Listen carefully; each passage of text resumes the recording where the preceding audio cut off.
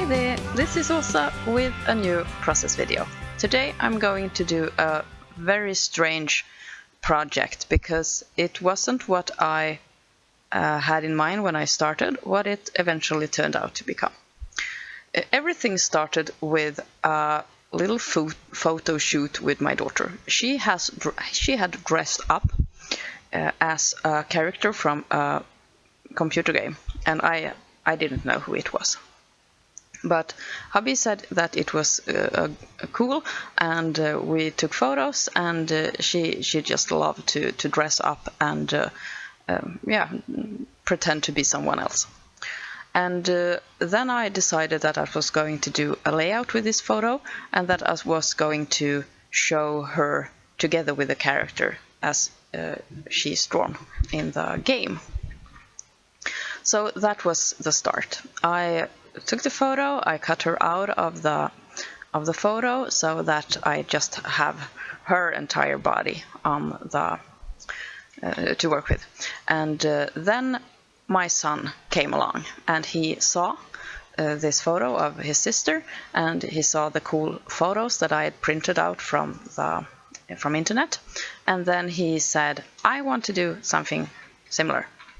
So he dressed up as another character from the same game, and we took photos, and I printed them, and then it turned out to be a double-page spread. And this was over a couple of days, I think. And in the meanwhile, while I was working on this project, I got my new lamps for my scrapbooking area and my filming area. So in a couple of seconds you will see the light totally changing. I have previously worked under a warm light, and because I thought that was the best. And now I have a bright white, or a cold white light, and it's different, and I don't know if it's better. The thing that I realize is that the color is coming through a lot better with this cold light.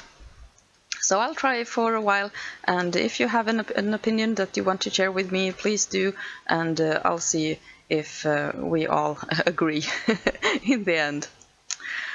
I will make these pages so that they are exactly the same, but with two characters, and then they are mirrored, and I will have a title that goes over the whole 12 by 24 inch. The game is called Overwatch, and they have a very graphic symbol. So I printed the symbol and the name of the game, together with a couple of extra of these orange triangles, which I will place together with the titles or the rest of the design of the page. And I managed to get the height of the kids so that they go together. My son is a little bit shorter than my daughter, so I got the photo of him to be a little bit shorter so that they seem to stand on the same distance from the camera. I'm going to cut that orange piece of circle segment there, so that half of it goes on the left and half goes on the right side. And then, since the design of the logotype is symmetrical, it will work perfectly to have a half on each side of the page. This was such a fun project. I have never done anything like it, I think, or not in modern days at least, and it was so much fun to work with this graphical and very strict type of design. And it was also very fun to work with these two photos of the artwork of the characters, and have my kids standing right next to them as if they were paintings or posters on a wall, and the kids are standing by them. And so I'm overlapping it and making them stand a little bit in front of the drawings. And I think that they did a really good job dressing up as these two characters. Since I had no idea who these characters were, I'm going to just make a little bit of an explanation to fit on the page as well. So the photo blocks and the photos of my kids will be accompanied by some text with a character information. And then I'm going to do some titling, just writing the name of the characters and the word CosPlay in each of the pages. And I'm working on bright white cardstock. With my last couple of hauls, I bought a selection of white cardstock, and I'm more and more falling in love with it. Before, I've used backsides of pattern paper that are single-sided, and yeah, it's white, but it's not white as this. This is much more white, and it's so crisp, and it's so, yeah, it's fun to work with. It gives a lot of contrast with just any color that you place on this.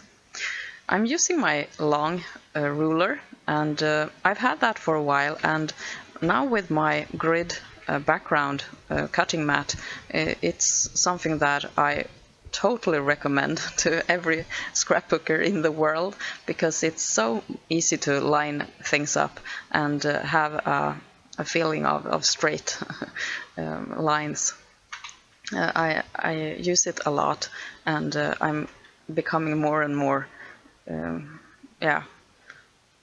skilled with how to use it, because it takes a little bit of practice to just get the hang on how to deal with the lines and where to line up and how you can do to make it work. And it's something that has helped me a lot. I'm putting the kids up on foam dots to make them stand out a little bit more and to create that little extra shadow on the page. After this project, I have no videos in pipeline. So now it's back to the drawing board and back to scrapbooking and back to being creative with my glue and my paper trimmer. And there was the cat. And I don't really know what I want to scrapbook. I think that I will go through my photo folder and see if there's something that screams out to me. And then when my new photos arrive, they haven't arrived yet, I'm going to perhaps start with some Lego pages right away. I think that would be a lot of fun. I felt that there was something missing, so I'm creating my own border strips here by just cutting black cardstock into strips, and I'm making them the same width as the text in the main title, so that it will be like a continuation of the title, but I'm making a little gap there to make it stand out as well. And I'm just gluing the same type of border at the top of the page. I'm trying to mirror the pages as much as possible. It wasn't possible to mirror them exactly because the photos are different sizes, but I don't think that your eye will mind that, because since the kids are different and the colors are different, they are different anyway, so I thought that was okay. Here are the names of these two characters, and I'm writing that one in, I think it's an impact font. That's one of my favorite sans serif fonts to go to when I just need something that is really readable and really clear and crisp. And at the moment I'm a fan of sans serif before serif fonts, because they are so readable and so clean. Here are the orange triangles that I talked about earlier, and I will place those together with the name of the characters and also on the opposite side of the photos. And as you can see, they are present in the title of the page. There I had to be a little bit creative with the the brand logo there because I hadn't room to fit the triangles precisely where they should go. So I made them a little bit more into the text. They should start where the text ends and not as I placed them. But I think it is still very true to the original. I'm matting the little fact boxes there on black cardstock so that they resemble the photos, and then the layout is done.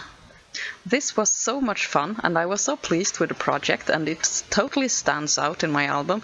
It's not like anything that is before or after this spread, and it was fun. I love the colors, I love the photos of my kids, and I'm so happy that I got to make a double piece with my son's wish to be in the same setting.